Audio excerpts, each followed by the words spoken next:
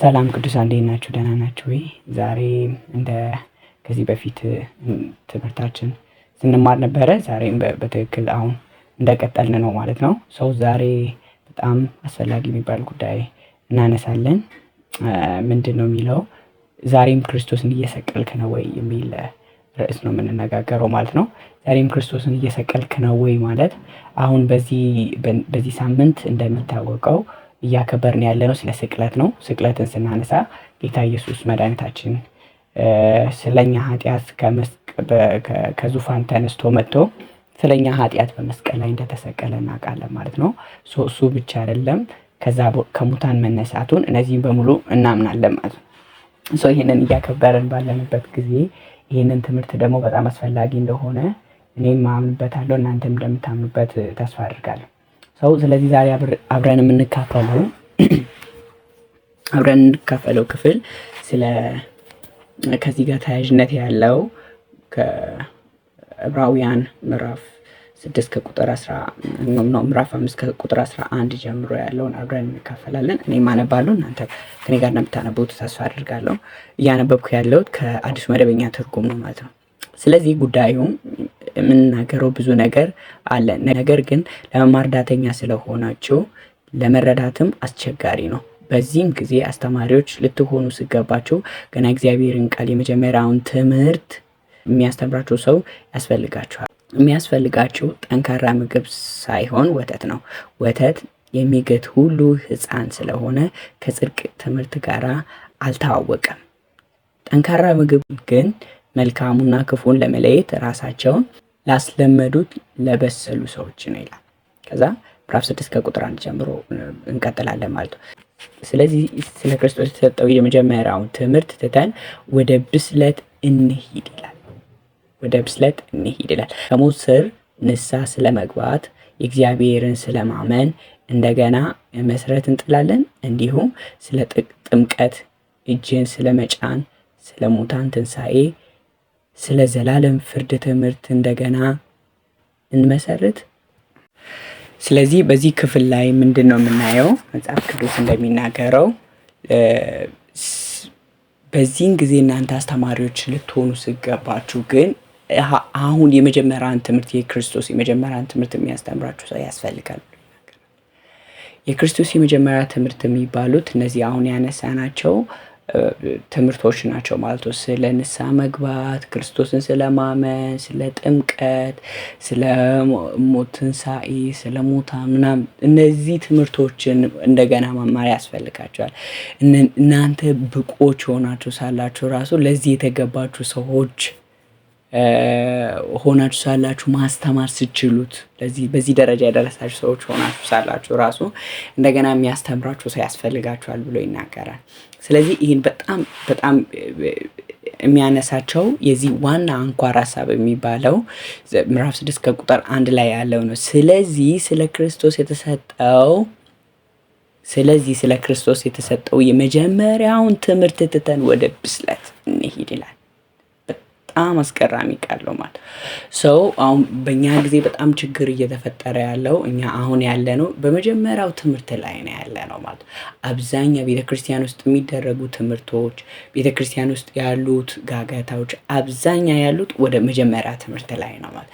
የመጀመሪያውን ትምህርት ትተን ወደ ብስለት እንሂድ የሚለው የዕብራውያን ጸሐፊ አሁን ያለንበት እንደ ልጆች ወተት በመጋት ላይ ነው ያለ ነው ማለት ነው። ወተት ያስፈልገናል እያለን ነው ያለ ነው። ግን እያለ ያለው የዕብራውያን ጸሐፊ እናንተ አሁን በዚህ ሰዓት ወተት አይደለም ያስፈልጋቸው። በዚህን ጊዜ እናንተ የበሰላችሁ ሰዎች መሆናችሁን፣ እናንተ በዚህን ጊዜ በእድሜያችሁ አንጻር ካወቃችሁት፣ ከተማራችሁት፣ ከሰማችሁት፣ ከመለኮታዊ ተካፋዮች ከሆናችሁት አንጻር እናንተ አሁን በዚህ ሰዓት አስተማሪዎች መሆን ነበረባችሁ። ስለዚህ ስጋ መብላት ነበር፣ አጥንት መብላት ነበረባችሁ። ግን ስቲል ነው እናንተ አሁን ወተት እየተመኛችሁ ነው ያላችሁት። ያ ማለት እስካሁን ልጅነታችሁ እናንተን አለቀቃችሁም እያለ ነው ማለት ነው። መጀመሪያው የክርስትና መርሆች ወይም ደግሞ አንድ ሰው ወደ ክርስቶስ ከመጣ በኋላ የመጀመሪያውን ትምህርት ያገኘው ክርስቶስን ከተቀበለ በኋላ የመጀመሪያው ፌዝ ብለን እንጠራዋለን፣ ወይም ደግሞ የመጀመሪያ ደረጃ ብለን እንጠራለን። ከዛ በኋላ ግን ሁለተኛ ያለው ምንድን ነው? ብስለት ነው ማለት ነው። የመጀመሪያው ትምህርቶች ብለን የምንጠራቸው ወይም ደግሞ የመጀመሪያ እውቀት ማግኘት የሚገቡን እውቀቶች ብለን የምንጠራቸው የመጀመሪያ ክርስቶስን ከተቀበልን በኋላ ከተማርን በኋላ ህይወታችን ኤክሰርሳይዝ የምናደርጋቸው ነገሮች ከድነት ጋር ከትንሣኤ ስድስቱንም የክርስቶስ ትምህርቶች ብለን የምንጠራቸው ናቸው ማለት። ግን ከዛ በኋላ ማወቅ የሚገባን ነገር ምንድነው? ብስለት የሚባል ነገር አለ ማለት። ለዛ ራሳችን ማሳደግ፣ ራሳችን ማስለመድ። ያልበሰለ ሰው እንደገና ክርስቶስን ሰቀለ ማለት። ለዛ ነው ሲናገር ምንድነው የሚለው? ከዛ ቀጥሎ ያለውን እኔ አነብላችኋለሁ። ከአዲሱ መደበኛ ትርጉም ነው ብያችኋለሁ። አንድ ጊዜ ብርሃን የበራላቸው ሰዎች ስጦታ የቀመሱትን ከመንፈስ ቅዱስም ተካፋዮች የሆኑትን መልካሙን የእግዚአብሔርን ቃል የሚጠጣው የዓለም ኃይል የቀመሱትን በኋላ ግን የካዱት እንደገና ወደ ንስሐ መመለስ አይችሉም። ምክንያቱም እነርሱ በገዛ ፈቃዳቸው የእግዚአብሔርን ልጅ እንደገና ይሰቅሉታል።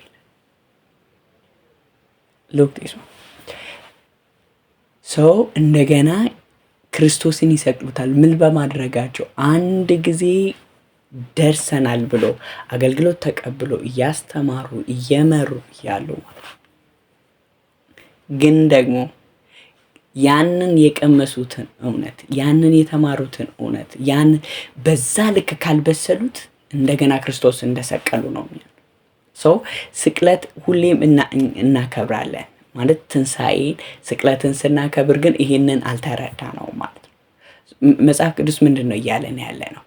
ትልቁ ነገር የክርስቶስ ስቅለት ሳይሆን የክርስቶስ ትንሣኤ ሳይሆን ከሱ ጀርባ ያለው የኛ እግዚአብሔር ለምንድን ነው ልጁን ያሳልፎ ይሰጣል? ልጁ ደግሞ ለምንድን ነው ራሱን አሳልፎ ይሰጣል? ለምንድን ነው የተሰቀለው? ከዛ በኋላ ያለው ቀጥሎ ያለው ምዕራፍ እሱን መረዳት ያስፈልጋል ማለት ካልሆነ ተምረ ነው ሰምተ ነው ያንን ግን ወደ ህይወታችን ማናመጣ ከሆነ እንደገና በየቀኑ ክርስቶስን እየሰቀለን እንኖራለን ማለት ነው። መጽሐፍ እንደዛ ነው የዕብራውያን ጻፊ ይላል። እናንተ ልጆች በነበራችሁ ጊዜ እንደ ልጆች ታስቡ ነበረ፣ አሁን ግን ልጆች አይደላችሁም፣ በመንፈሳዊ ልጆች አይደላችሁም፣ ብስለት ይጠበቅባችኋል። ለዛ ነው ስለዚህ ስለ ክርስቶስ የተሰጠነውን የመጀመሪያውን ትምህርት ትተን ወደ ብስለት እንሂድ ይላል። ስለ ሞት ማውራት፣ ስለ ሞት ማስተማር፣ ስለ ጥምቀት ማስተማር፣ ስለ እነዚህ ነገሮች የመጀመሪያ ትምህርት ናቸው። ከዛ መሻገር መቻል አለብን ማለት ካላደረግነው ወደ ብስለት አልመጣንም ማለት። ወደ ብስለት ካልመጣነው ምንድነው? ተምረነው ሰምተነው መጽሐፍ ቅዱስ አንብበነው ወደዛ ብስለት ካልመጣነው እሱ ምንድነው ማለት ነው? ክርስቶስን እንደገና መስቀል